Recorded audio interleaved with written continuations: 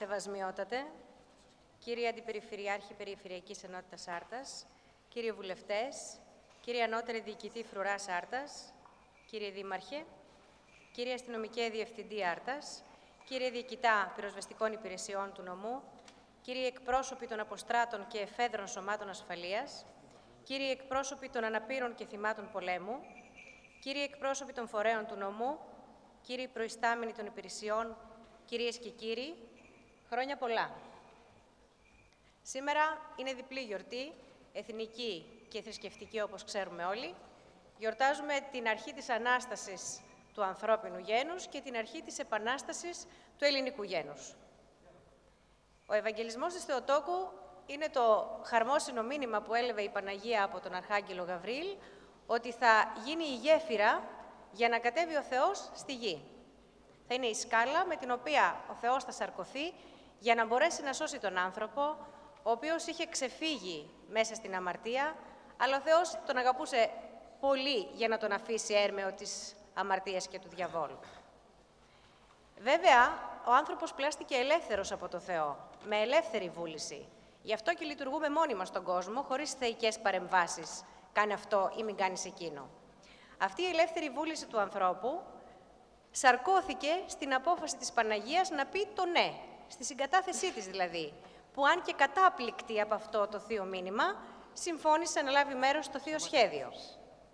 Η ίδια ελεύθερη βούληση σαρκώθηκε στην απόφαση των αγωνιστών του 21 στην Αγία Λαύρα να πούν το ναι στην αρχή της Επανάστασης κατά της τουρκικής τυραννίας και άφησαν κατάπληκτο τον κόσμο τώρα πια και βουβό, διότι βλέπουν τον Έλληνα Δαβίδ, το μικροσκοπικό, να ορθώνεται απέναντι στον Οθωμανό Γολιάθ.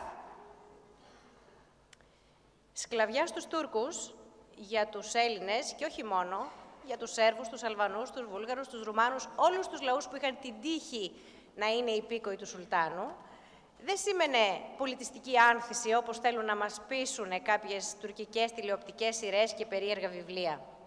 Ήταν μία περίοδος σκοταδισμού και οπισθοδρόμησης.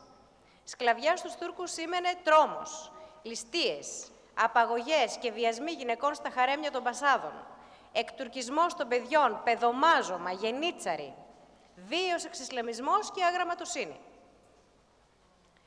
Θέλω να μου πει κάποιος ποιος λαός και ποια φυλή άντεξε ποτέ, ύστερα από 400 και σε ορισμένα μέρη και 500 μέρη σκλαβιάς και διατήρησε την πίστη και την εθνική της συνείδηση. Και όσο και αν κάποιοι λέμε ότι είμαστε ανάμεικτοι μετά από 400 χρόνια σκλαβιάς, δεν είμαστε πλέον οι απόγονοι των αρχαίων Ελλήνων, τι σημασία έχει το DNA του ανθρώπου? Σημασία έχει η πίστη και η εθνική του ταυτότητα, την οποία οι Έλληνες διατήρησαν αλόβητη. Και υπάρχουν μαρτυρίες γι' αυτό. Το 1657, ένας Ιησουήτης μοναχός έγραψε «Απορώ πώς είναι δυνατόν να υπάρχουν ακόμα χριστιανοί στην Τουρκία». Και στην Ελλάδα, 1.200.000 Ορθόδοξοι χριστιανοί, τη στιγμή που από την εποχή του Νέρονα και του Διοκλητιανού είχε να δει η Ανατολική Εκκλησία τόσο σκληρούς διωγμούς όσο την εποχή της τουρκοκρατίας. Ο Δε Ντιντό, περιηγητής ο Γάλλος, έγραψε ότι πριν το 1821, δηλαδή φανταστείτε 400 χρόνια σκλαβιάς ήδη, στην Ακαδημία των Κιδοδονιών στην Μικρά Ασία, έπαιζαν οι μαθητές της Ακαδημίας την Εκάβη του Ευρυπίδη και τους Πέρσες του Εσχύλου στο αρχαίο κείμενο Ποσκηνής. Με κλειστά παράθυρα εννοείται, για να μην βλέπουν οι Τούρκοι, αλλά στο αρχαίο κείμενο. Και είχαν συνεννοηθεί μεταξύ τους να μιλούν την αρχαία ελληνική. Έτσι επιβίωσε ο χριστιανισμός και ο ελληνισμός μέσα σε αυτούς τους αιώνες. Βέβαια, σημαντικό ρόλο έπαιξε και η προσφορά της Ορθόδοξης Εκκλησίας, η οποία πλήρωσε βαρύ φόρο αίματος και κατά την Επανάσταση και πριν και μετά από αυτή. Ο Πατριάρχης Γρηγόριος ο Πέμπτος απαγχωνίστηκε. Ο Αρχιεπίσκοπος Κύπρου Κυπριανού, ο Παπαφλέσσας, ο Παλαιόν Πατρών Γερμανός, είναι κάποια παραδείγματα κληρικών, οι οποίοι πέσαν στο βωμό της πατρίδας. Και δεν είναι οι μόνοι.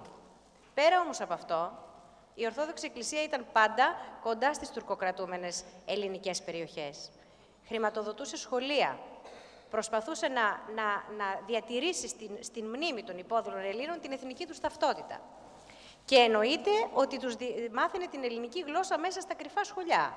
Αυτά τα κρυφά σχολιά, που δέχονται επίσης ένα μεγάλο πόλεμο σήμερα, διότι κάποιοι οχυρωμένοι πίσω από τις πανεπιστημιακές τους έδρες αμφισβητούν το θεσμό του κρυφού σχολείου για δύο λόγους. Καταρχήν, διότι υπήρχαν ήδη σχολεία, τα επέτρεπαν οι Τούρκοι να υπάρχουν σχολεία, άρα δεν υπήρχε λόγος να υπάρχουν κρυφά σχολιά. Και δεύτερον, δεν υπάρχουν μαρτυρίες ιστορικές για τα κρυφά σχολιά. Το πώς επέτρεπαν οι Τούρκοι να υπάρχουν τα ελληνικά σχολεία μπορεί να το δει κανείς αν πάει σήμερα στην Τουρκία και δει πόσο ελεύθερα μαθαίνουν τα σημερινά Ελληνόπουλα, όσα έχουν μείνει στην Κωνσταντινούπολη, την ιστορία τους, τον πολιτισμό τους και τη θρησκεία. Ή μια απλή επίσκεψη να πάει στην Αγία Σοφιά, εκδρομή, να δει αν κάποιος Έλληνας διερμηνέας τολμά μπροστά στους Τούρκους να πει την ιστορία την πραγματική του Βυζαντίου και του ναού. Σήμερα, στην ελεύθερη Τουρκία, φανταστείτε τότε την ελευθερία των σχολείων. Όσον αφορά δε τις ρητές μαρτυρίες για το κρυφό σχολείο, μα είναι δυνατόν ένας παράνομος θεσμός που γινόταν πίσω από την πλάτη των Τούρκων να υπάρχουν ιστορικές μαρτυρίες επίσημες γι' αυτό? Και παρόλα αυτά υπάρχουν. Στο βιβλίο «Δυστυχισμένη Ήπειρος» του Γάλλου Ρομπέρ Πιό αναφέρει για τη ζωή που περνούσαν οι Έλληνες στο Αργυρόκαστρο, την εποχή της τουρκοκρατίας. Και λέει, δεν υπήρχε περίπτωση να δεχτούν βιβλία που ήταν σταλμένα από την Αθήνα. Όλα τα βιβλία έπρεπε να στέλνονται από την Κωνσταντινούπολη. Απαγορευόταν να μάθουν τα παιδιά την ελληνική ιστορία. Γι' αυτό, μετά το μάθημα, γινόταν μυστικές παραδόσεις χωρίς τετράδια και βιβλία, όπου οι μικροί μαθητές μάθαιναν τον εθνικό ύμνο, τους ήρωές τους, ό,τι ήταν να μάθουν για την πατρίδα μαζί με την ελληνική γλώσσα. Αυτό πώς μπορούμε να το πούμε, κυρίες και κύριοι? Να το πούμε κρυφό φροντιστήριο? Να το πούμε πρόσθετη διδακτική στήριξη κρυφή? Αν δεν είναι αυτό κρυφό σχολείο, τότε τι είναι? Πόσες περισσότερες μαρτυρίες χρειάζονται? Επιβίωσε λοιπόν το γένος και από 400 και από 500 χρόνια σκλαβιάς και επιβίωσε διότι δεν είχε δουλωθεί το πνεύμα που έμενε αδούλωτο και ανυπόταχτο, είχε δουλωθεί μόνο η γη. Αυτό το πνεύμα που έκανε τον Λεωνίδα να πει το μολόν λαβέ στον Ξέρξη, αυτό έγινε ύμνος στο στόμα του Ρικαφεραίου, θερμάνθηκε από τα κηρύγματα των Ελλήνων διαφωτιστών, του Κοραή, του Πατροκοσμά του Ετωλού. Καλύτερα μιας ώρας ελεύθερη ζωή παρά 40 χρόνια σκλαβιά και φυλακή. Έγινε λάβαρο. 3 λέξεις σκληρές, αλλά αληθινές. Ελευθερία ή θάνατος. Και ήταν αυτό το πνεύμα στο οποίο γονάτισε ο Ιμπραήμ Πασά στο Μανιάκι μπροστά στο νεκρό σώμα του Παπαφλέσα και τον προσκύνησε. Το ελληνικό πνεύμα προσκύνησε τότε. Βέβαια, όπως και χθες και σήμερα και πάντα, έτσι και τότε, υπήρχαν κάποιοι που διαφωνούσαν με την Επανάσταση. Ήταν οι ρεαλιστές της εποχής, οι πραγματιστές, οι λογικοί, ας πούμε, ένα είδος τεχνοκρατών της εποχής εκείνης. Έβλεπαν το παράλογο ότι είναι αδύνατο μία χούφτα Έλληνες χωρίς υποστήριξη, χωρίς χρήματα, να μπουν μπροστά και να αντισταθούν στην Οθωμανική Αυτοκρατορία και το δήλωναν αυτό φανερά. Η ιστορία όμως απέδειξε ότι αυτή ήταν η δειλή της υπόθεσης. Και το μέλλον, κυρίες και κύριοι, δεν το φτιάχνουν οι άτολμοι, οι ουδέτεροι, ούτε οι βολεμένοι. Το φτιάχνουν αυτοί που σηκώνουν το κεφάλι και λένε όχι στον τύραννο, στον κάθε λογής τύραννο. Γι' αυτό έλεγε ο Κολοκοτρώνης ότι ο κόσμος μας ενόμιζε τρελούς. Εμείς όμως, αν δεν είμεθα τρελοί, δεν θα κάναμε την Επανάσταση. Κολοκοτρώνης, Καραϊσκάκης, Κανάρης, Μπουμπουλίνα, Νικηταράς, Μπότσαρης, πόσοι ήρωες, ατέλειωτοι ήρωες. Τριπολιτσά, Μανιάκη, Πέτα, Σούλη, Κούγκη, Μεσολόγγι, πόσες θυσίες, πόσα ολοκαυτώματα. Ποτάμι αίμα και σωρός νεκροί. Βέβαια, το να απαριθμίσω εδώ το χρονικό του αγώνα θα είναι υποκριτικό, διότι θα το έκανα πολύ επιφανειακά και είναι ντροπή για τους αγωνιστές αυτούς να τους απαριθμούμε έτσι απλώς επιφανειακά. Είναι καλύτερα να καταλάβουμε το μήνυμα της Επανάστασης και των αποτελεσμάτων της, βέβαια. 194 χρόνια έχουν περάσει από τότε και έχουμε καταλάβει όλοι ότι οι Έλληνες ήμασταν και είμαστε πάντοτε μόνοι μας. Πολεμούσαμε και πολεμούμε πάντοτε μόνοι μας. Οι Ευρωπαίοι τότε, εκείνη την εποχή, δεν έδωσαν καμία σημασία στον ελληνικό αγώνα και όχι μόνο δεν έδωσαν καμία σημασία, αλλά τον κατέτρεξαν κιόλας.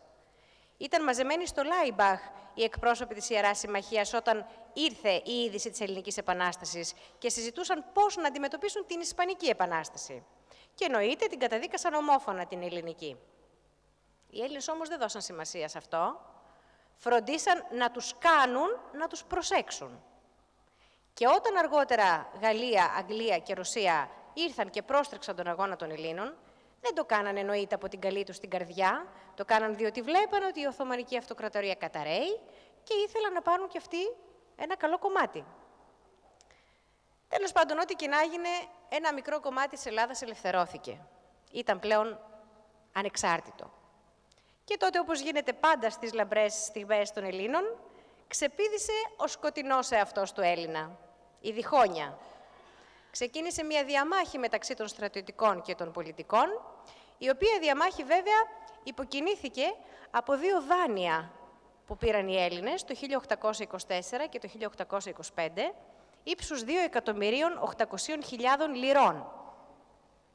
Από τα οποία δάνεια, κυρίες και κύριοι, οι 800.000 πήγαν στην Επανάσταση, προσέξτε, όχι στις τσέπες των επαναστατών, διότι ο Νικηταράς πέθανε πάμφτωχος στον Πειραιά και ο Κολοκοτρώνης εξορισμένος και φυλακισμένος στο Παλαμίδι.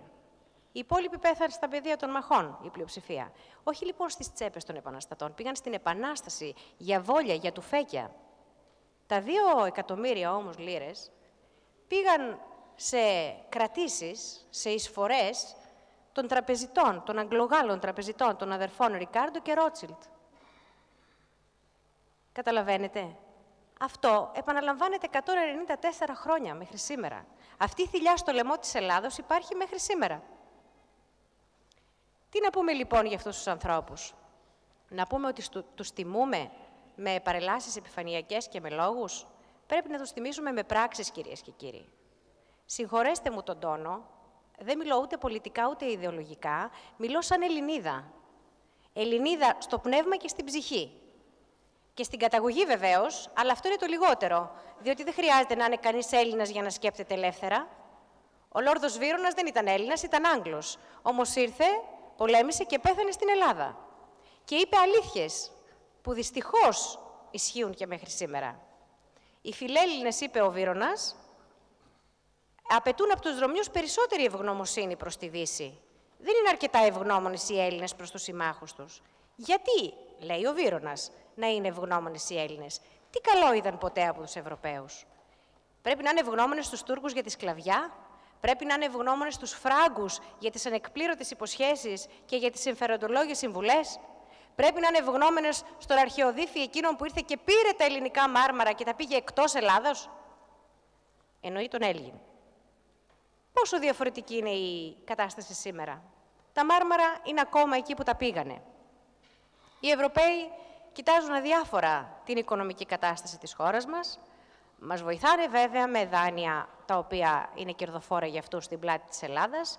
Είμαστε μέσα στη δίνη ενός οικονομικού πολέμου αυτή τη φορά και η Ελλάδα θα πρέπει να είναι γονατισμένη και να υπακούει τα φυρμάνια της Ευρωπαϊκής Αυτοκρατορίας, όχι της Οθωμανικής, και των Ευρωπαίων Σουλτάνων, όχι των Οθωμανών. Μία χώρα η οποία έδωσε τον πολιτισμό στην Ευρώπη, τώρα να είναι επέτης, ζητιάνος απέναντι σε αυτούς που εκπολίτησε.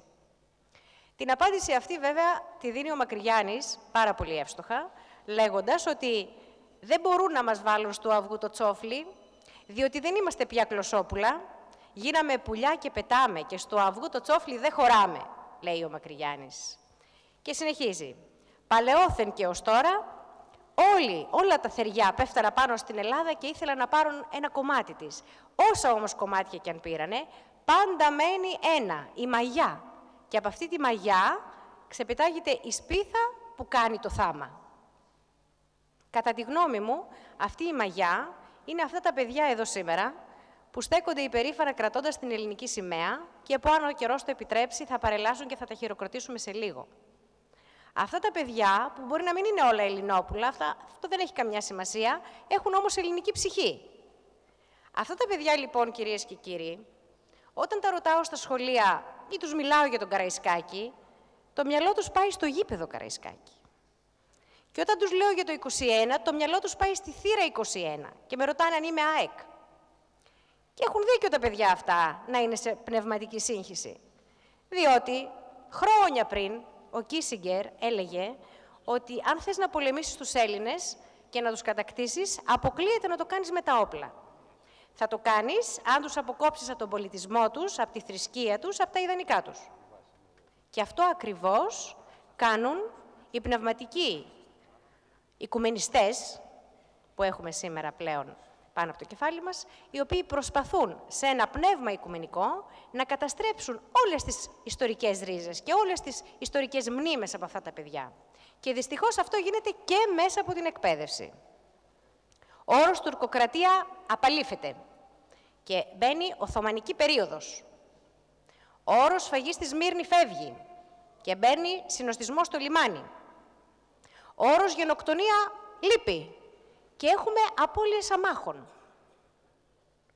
Πρώην στέλεχος του Υπουργείου Παιδείας και ιστορική και πανεπιστημιακός δήλωνε από το πανεπιστημιακό έδρανο ότι πρέπει με κάθε τρόπο να προσπαθήσουμε να εκβάλουμε αυτή την βάρβαρη, λέει, αξία του ηρωισμού από τα παιδιά μας. Είναι βάρβαρη αξία ο ηρωισμός. Δεν πρέπει τα παιδιά να έχουν ήρωες, δεν πρέπει να έχουν πρότυπα αξίες, γιατί δεν χρειάζονται στην αγορά. Απλό. Γι' αυτό λοιπόν από τις μικρές ηλικίες, οι μικροί φίλοι μας εδώ των δημοτικών, δεν τους δίνουμε κάτι που να σκυρτήσει η καρδούλα τους λίγο, κάτι ανώτερο, κάτι άλλο. Πρέπει να τα έχουμε μαντρωμένα τα παιδάκια αυτά μέσα σε ένα κανάλι που να τα προετοιμάζει για την αγορά εργασίας. Και βλέπετε στα βιβλία της γλώσσας της 5ης και της 6ης Δημοτικού ένα κείμενο της Διδό Σωτηρίου, μόνο. Ένα του Βενέζη και ένα της Πινελόπης Δέλτα. Και στα δύο βιβλία, από ένα. Πού είναι ο Παλαμάς, πού είναι ο Καρκαβίτσας, πού είναι ο Παπαντονίου, πουθενά. Ανταυτού, τα βιβλία αυτά είναι περιοδικά ποικίλης ύλης. Μαθαίνουν τα παιδιά συνταγές μαγειρικής. Μαθαίνουν πώς να φτιάχνουν προσκλήσεις για πάρτι. Πώς να διοργανώνουν μια συναυλία. Τις οδηγίες για μια ηλεκτρική καφετιέρα. Πώς να κάνουν κόμικ. Ανούσια, ουδέτερα, έως χαζοχαρούμενα, τα οποία τι προσφέρουν? Πληροφορία. Όχι γνώση, όχι αξία. Αυτή τη μαγιά, κυρίες και κύριοι, εμείς οι γονείς, εμείς οι εκπαιδευτικοί, εμείς οι φορείς, εμείς πρέπει να τη ζυμώσουμε. Και πρέπει να αποφασίσουμε πώς θα τη ζυμώσουμε. Τι θέλουμε από τα παιδιά αυτά. Αν θέλουμε να είναι σε μια εικονική πραγματικότητα των ηλεκτρονικών παιχνιδιών, ήρεμα και άβουλα όντα, δεν θα πρέπει να γιορτάζουμε το 21, ούτε να κάνουμε παρελάσεις και πανηγυρικούς. Αν θέλουμε να τους δώσουμε τα πρότυπα του 21, πρέπει να τους πούμε ξυπνήστε. Ζήστε στην πραγματικότητα, δείτε το μέλλον σας και λάβετε μέρος σε αυτό το μέλλον. Μιλήστε, διεκδικήστε. Να τους μάθουμε ότι οι ήρωες του 21 μπορεί να ήταν αγράμματοι και σκλάβοι, όμως είχαν ελεύθερη ψυχή. Να τους μάθουμε ότι υπάρχουν κι άλλες αξίες εκτός από την αυτομόρφωση και τη διαβίου μάθηση. Μεγαλύτερες αξίες, όπως η χριστιανική αγάπη προς τον συνάνθρωπο, όπως η ελευθερία. Να τους μάθουμε ότι σκλάβος δεν είναι αυτός που είναι αλυσοδεμένος, είναι αυτός που δεν τολμά να σκεφτεί ελεύθερα. Και ελεύθερος δεν είναι αυτός που ζει σε μια χώρα με ασφαλή σύνορα, όπως καλή ώρα εμείς, είναι αυτός που δεν μπορεί να διαφεντέψει το μέλλον του, ούτε να ορίσει το μέλλον του. Παιδιά, συγγνώμη αν σας κουράζω, αλλά στρέφομαι σε εσάς με όλη την αγάπη που μπορεί να έχει μια μητέρα και μια εκπαιδευτικός, για να σας πω ότι αυτό που κρατάτε στα χέρια σας, αυτό είναι τα ιδανικά του 21.